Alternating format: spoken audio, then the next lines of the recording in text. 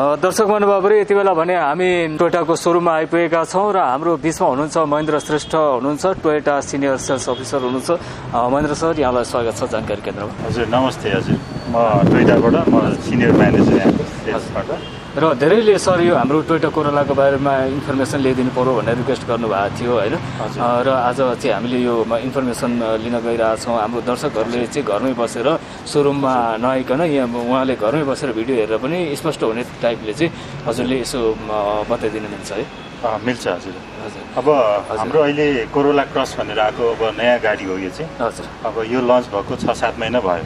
र पहिला पनि आइसकेको हुनाले चाहिँ कोरोला कारको रूपमा सेडानको रूपमा कोरोला त निकै चर्चित थियो त्यति बेला हैन। कोरोला चाहिँ एकदम चर्चित भयो। त्यसपछि अब सेडान कारमा आइरहेको त्यतिखेर बाटोको कारणले गर्दाखेरि अब घरबाट अगाडि लगि खाल्डो हुने के हुने छुनी भएको हुनाले चाहिँ त्यसलाई चाहिँ अलिकति क्रस ओभर टाइपमा चाहिँ अलिकति ग्राउन्ड क्लियरेन्सलाई हाई गरेर चाहिँ अहिले चाहिँ कम्प्याक्ट बनाएर चाहिँ एसयुभी टाइपमा बनाएर चाहिँ पठाएको छ। निकै राम्रो छ, लुक्स पनि एट्र्याक्टिभ नै छ।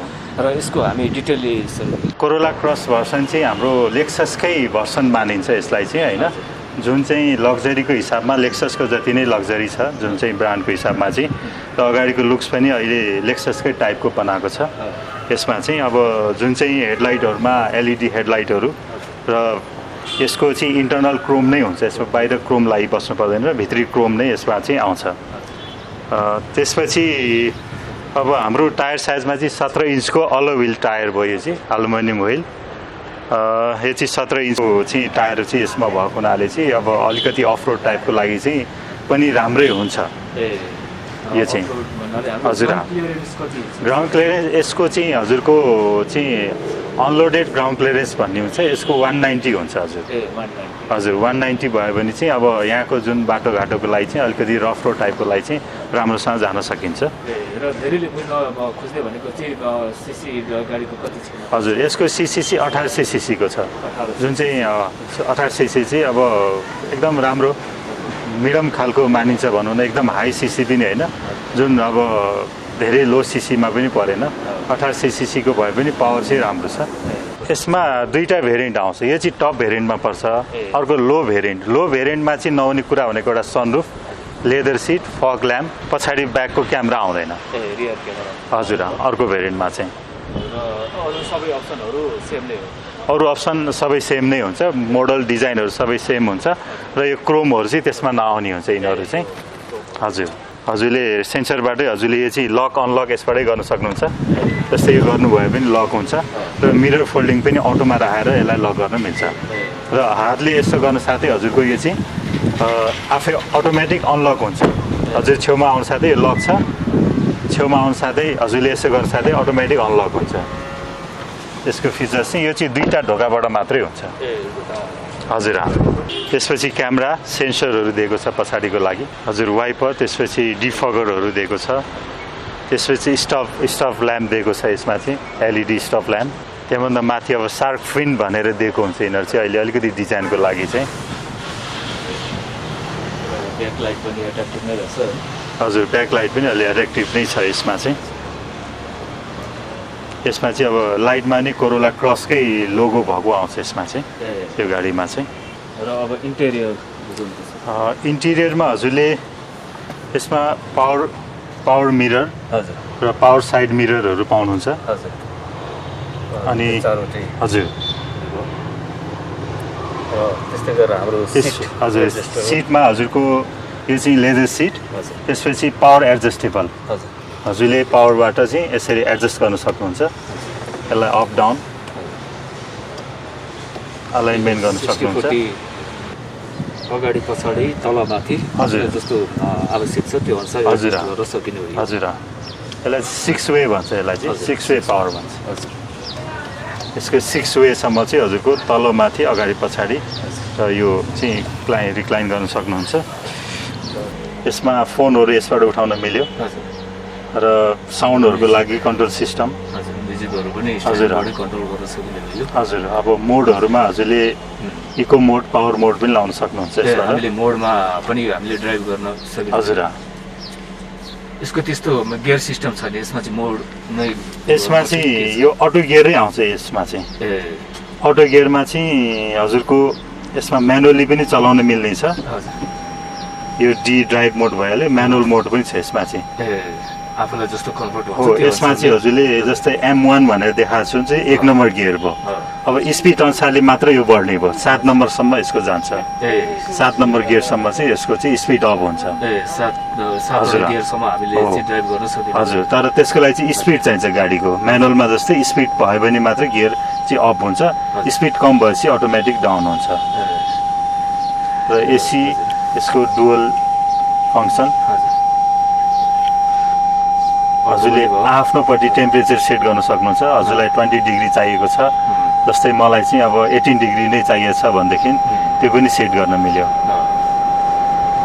हजुरलाई कसैलाई तातो चाहिने, कसैलाई चिसो चाहिने भने त्यो पनि यसबाट चाहिँ फङ्सन हुन्छ। हजुर, त्यसपछि अर्को रियरमा हजुरले क्यामेरा सेन्सर यसमै छ। र यो सिडी प्लेयर चाहिँ हजुरको चाहिँ Android plus CarPlay, Apple CarPlay पनि यसमा एभाइलेबल हुन्छ।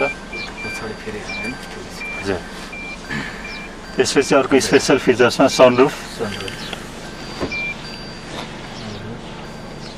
मुन्रुफ भन्छ यसलाई चाहिँ। यस्तो गऱ्यो भने चाहिँ सनरुफ भन्ने मानिन्छ, जुन हावाको लागि मात्र। अनि मुन्रुफको लागि चाहिँ हजुरले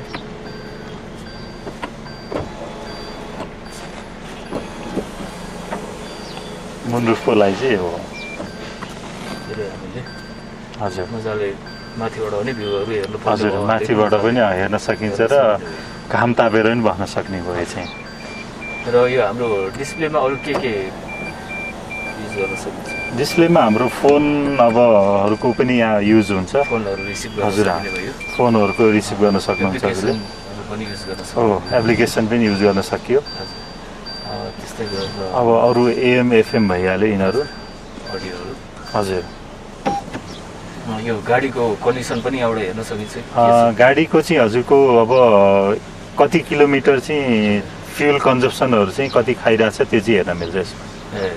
हजुर, र त्यस्तै गरेर हामीसँग अरू फिचर्सहरू इयर ब्याग चाहिँ यसमा 2वटा पाउनुहुन्छ हजुरले। एउटा यसमा स्टियरिङमा, अर्को यता प्यासेन्जर साइडमा। सेफ्टी फिचर्सको लागि 2टा इयर ब्याग भयो। हजुर,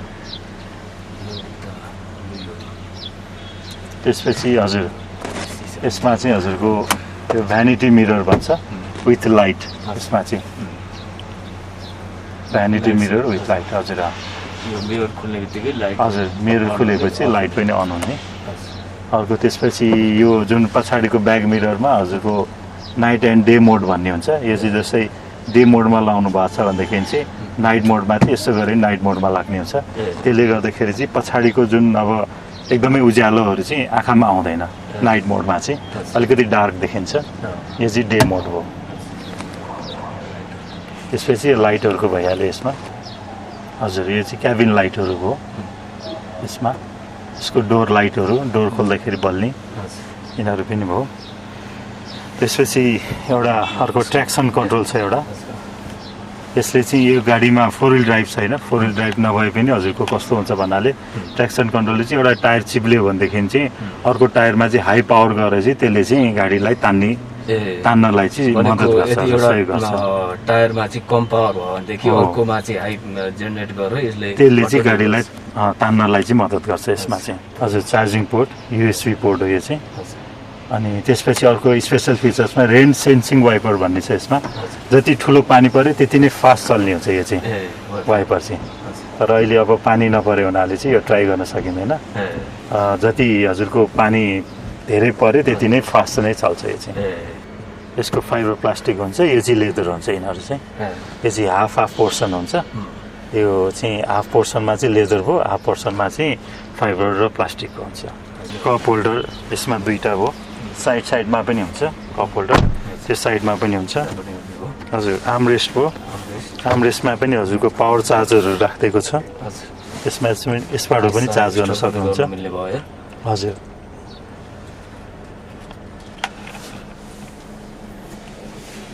हजुर, यो चाहिँ ग्लोभ बक्स हो। यसमा अब अरू सामानहरू राख्नको लागि चाहिँ हजुरलाई सजिलो हुन्छ। हजुर, यो चाहिँ एसीको अब सिस्टमहरू। यसमा अब हिट कुलहरू लगाउन सकिन्छ। र यसको हावाको मोडहरू र कस्तो टाइपको चाहिने हो, फ्रन्टमा, रियरमा, खुट्टाबाट, फ्रन्टबाट, इनर चाहिँ सिसामा, यो चाहिँ यसबाट लगाउन सकिन्छ। यस्तै ब्याक साइडमा चाहिँ अब हजुरको आर्मरेस्ट पनि पाउनुहुन्छ। यसमा आर्मरेस्टमा दुईवटा कप होल्डर हजुर, त्यसपछि रियरमा एसी पछाडिको लागि पनि र दुईजनाको लागि चाहिँ चार्ज पोर्टहरू चाहिँ यसमा चाहिँ हजुर चार्जिङ पोर्टहरू चाहिँ पाउनुहुन्छ हजुर। यसपछि साइडमा कप होल्डरहरू हजुर हजुर हजुर। यसको सिटहरू चाहिँ हजुरले फोल्ड पनि गर्न सक्ने हुन्छ है हजुर। यो पछाडिको सिटहरू चाहिँ फोल्ड गरेर चाहिँ हजुर कुनै अब हो कुनै अलिक ठुलो धेरै सामान ल्याउनु पऱ्यो भने चाहिँ यसलाई चाहिँ क्लोज गरेर चाहिँ अर्को सामान पनि ल्याउन सकिन्छ। यो चाहिँ हाम्रो लो भेरिएन्टमा पर्छ यो कोरोला क्रस चाहिँ। यसको प्राइस चाहिँ हजुर जुन अघि हेरेको चाहिँ हामीले हाई अप्सनमा पऱ्यो त्यसको दाम चाहिँ 1,38,00,000 रुपियाँ थियो र यसको दाम चाहिँ 1,16,50,000। र यसमा चाहिँ हाई अप्सनमा भन्दा नआउने फिचर्समा चाहिँ हजुरले एउटा फग ल्याम्प चाहिँ यसमा आउँदैन। त्यसपछि आएर यो यसमा जुन सिसाको माथि यो क्रोम हुँदैन यसमा। त्यसपछि लेदर सिट हुँदैन, अर्को लेदर सिट हुँदैन, अनि पावर सिट हुँदैन ड्राइभरमा, अनि माथि सनरुफ हुँदैन र ब्याकको मोनिटर हुँदैन। यो कुराहरू चाहिँ यो कुराहरू मात्रै फरक पर्छ हजुर। अरू सबै गाडीको स्पेकहरू चाहिँ सबै सेम नै हुन्छ। र अब यो गाडीमा चाहिँ अब सबै गाडीमा चाहिँ यसको 487 लिटर्सको बुट स्पेस चाहिँ यसमा चाहिँ पाउनुहुन्छ हजुरले। कति लिटर्सको हुन्छ? 487 लिटर्सको हजुर। र यसमा आफूलाई बढी स्पेस चाहियो भने यसमा सिट फोल्ड गर्न बढी स्पेस चाहियो भने हजुरले यसमा चाहिँ यो सिटलाई फोल्ड गरेर चाहिँ पछाडिको पनि हामीले युज गर्न सकिन्छ हजुर। पछाडिको पनि यो चाहिँ यसमा चाहिँ अलिक ठुलो सामानहरू ल्याउनु पऱ्यो भने सजिलो भयो हजुर। के छ पछाडि स्पेयर टायर यसमा हजुर अलो व्हिलकै स्पेयर टायर आउँछ र सेम साइज नै आउँछ, जुन चाहिँ हजुर सेम साइज नै आउँछ। अब यो चाहिँ रातिको लागि चाहिँ क्याबिन लाइटहरू र हुकहरू पनि दिएको छ यसमा चाहिँ 2 केजीको लागि चाहिँ 2 केजीसम्मको लागि।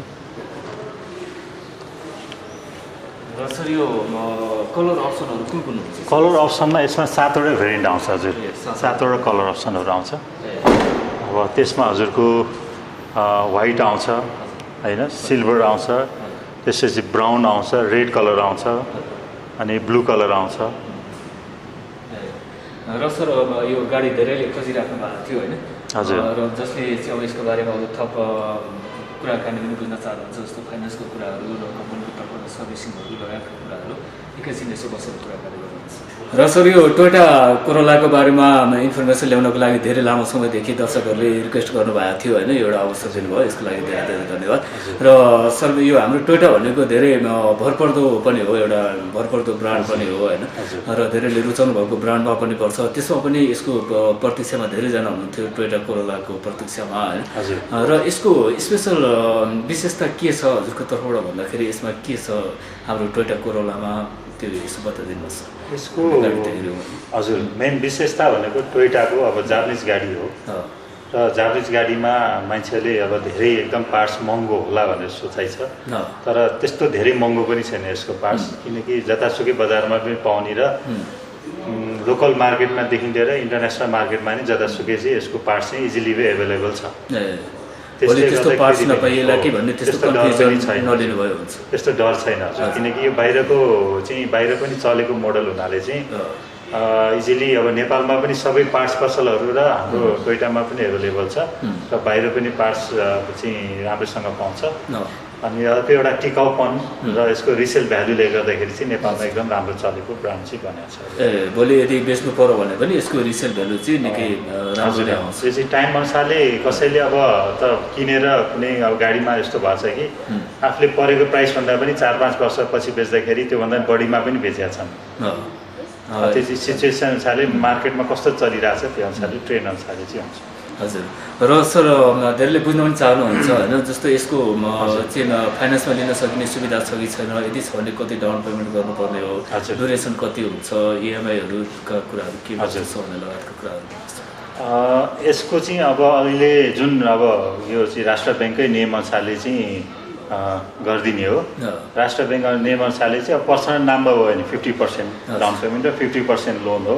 तर अहिले इन्ट्रेस्टको चाहिँ अहिलेको जुन बजारको चाहिँ हेर्दाखेरि चाहिँ नर्मली 8% जति चलेको छ भनौँ न। 8%मा चाहिँ हामीले गर्न सकिन्छ।